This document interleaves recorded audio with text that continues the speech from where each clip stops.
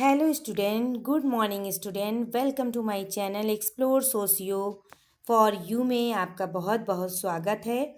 आपके लिए एक वेरी इम्पॉर्टेंट टॉपिक जो आजकल की आधुनिकता का विषय है।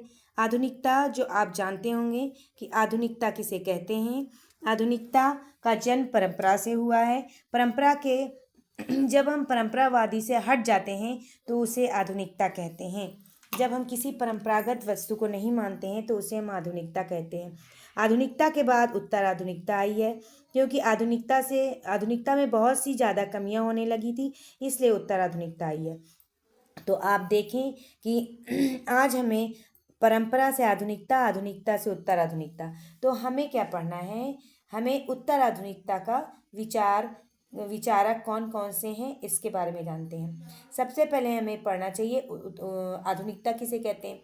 आधुनिकता में सबसे पहले व्यक्तिवादी स्थिति आती है, यानी व्यक्तिवादी हो जाता है और मशीनों का अधिक प्रयोग होता है। तर्क का विशेष महत्व होता है। आप जानते हैं आधुनिकता में लोग बहुत बिजी रहते हैं, यानी समय किसी के पास नहीं होता है। आधुनिकता में लोगों का विचार जो होता है वो व्यक्तिवादी हो जाता है, ना कि समूहवादी। तो इस तरह से आधुनिकता की कई विशेषताएं हैं जो हमें जान लेना चाहिए। अब हमें ये जानना चाहिए कि उत्तर आधुनिकता किसे कहते हैं।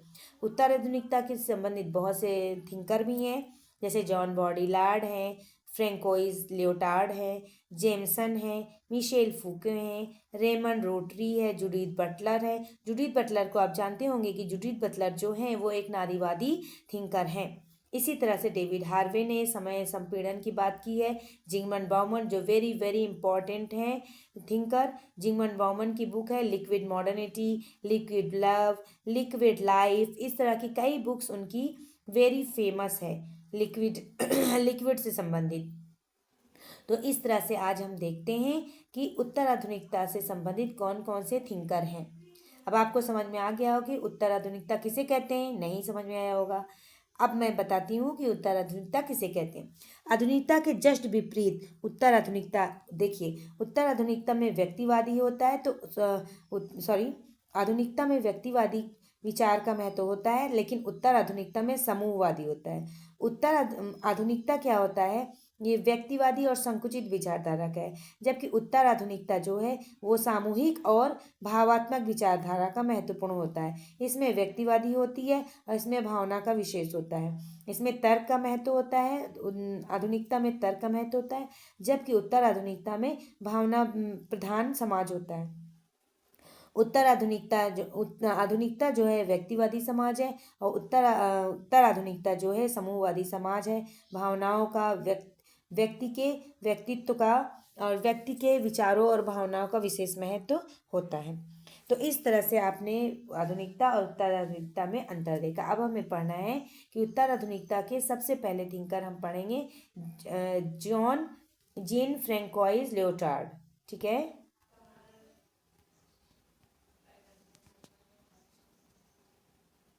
अब देखते हैं जीन फ्रेंकोइस लियोटार्ड का है मेटानेरेटिक्स के प्रति अविश्वास। दूसरा है भाषा के रूप में ज्ञान। उन्होंने भाषा के रूप में ज्ञान को ग्रहण किया और विखंडनवाद की बात उन्होंने की है।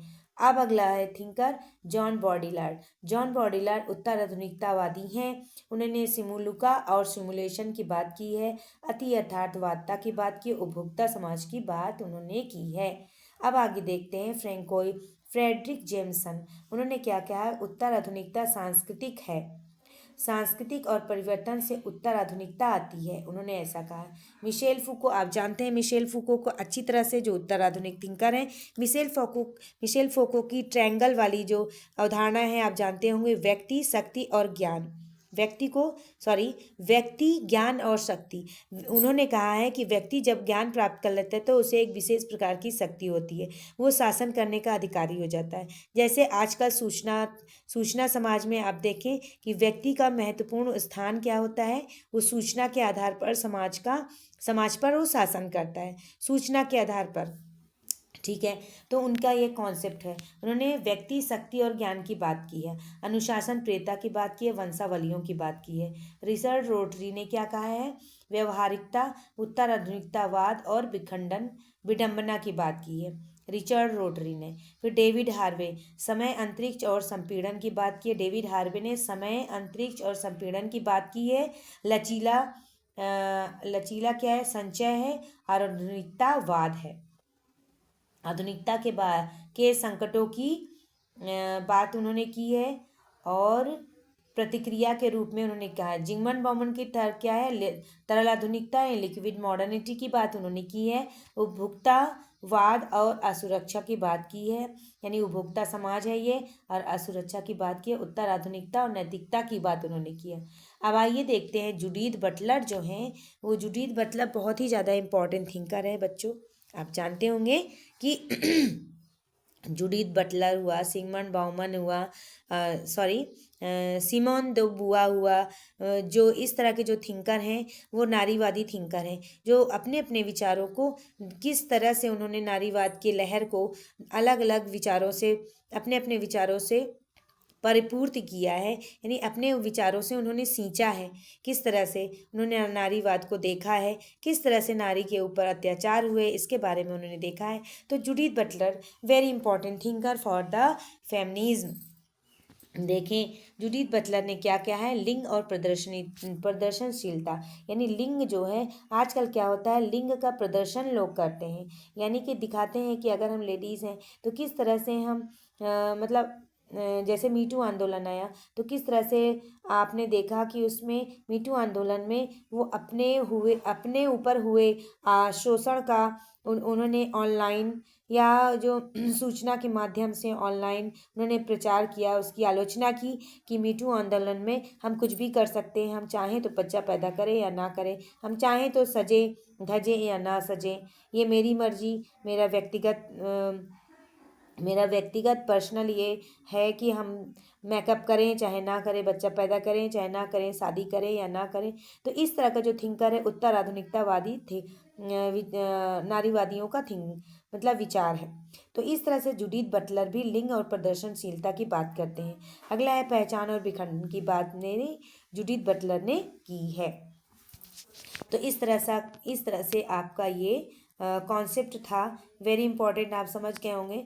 आप अक्सर मतलब देखते होंगे यूट्यूब पे जितने भी थिंकर आते होंगे, जितने भी लोग यूट्यूब पे पढ़ाते होंगे, इस तरह के कॉन्सेप्ट लेकर नहीं आते होंगे। तो बच्चों आप मेरे चैनल को अवश्य ही वेरी इंपॉर्टेंट सब्सक्राइब कर दीजिए।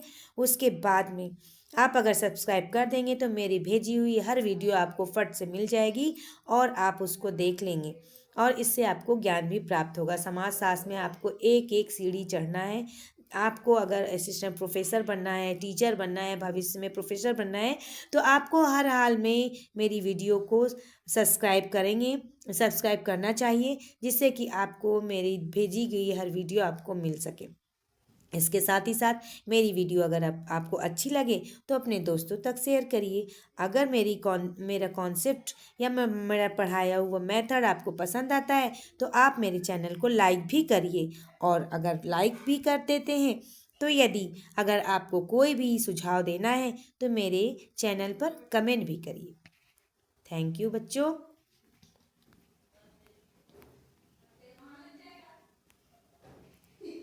तो इस तरह से आपने देखा कि आप को उत्तर आधुनिक जो थिंकर हैं उसके बारे में मैं बता दी हूँ। अब आप मेरे इस ये उत्तर आधुनिकता के जितने भी थिंकर हैं इनके की पॉइंट बस पकड़िए। की पॉइंट पकड़ेंगे तो आपको बहुत आसानी से किसी भी थिंकर को पकड़ने एग्ज़ाम में उनको चूज़ करने के लिए आपकी आसानी हो जाएगी, आपके लिए आसानी हो जाएगी। आसानी से आप उस थिंकर के की पॉइंट को बस पकड़िए। और कभी भी कोई एग्ज़ाम जैसे देने जाते हैं तो इतनी परिभाषाएं हैं, इतने कॉन्सेप्ट्स हैं, इतने क्वेश्चंस हैं, इतने आप बुक्स देखते हैं तो उसको आसानी से आप नहीं पढ़ सकते हैं, याद भी नहीं कर सकते हैं। इसलिए उनके की पॉइंट को पकड़िए और पकड़कर उसको अच्छी मजबूती से पकड़कर उसको याद कर लीजिए, बस हमेशा के लिए याद हो जाएगा।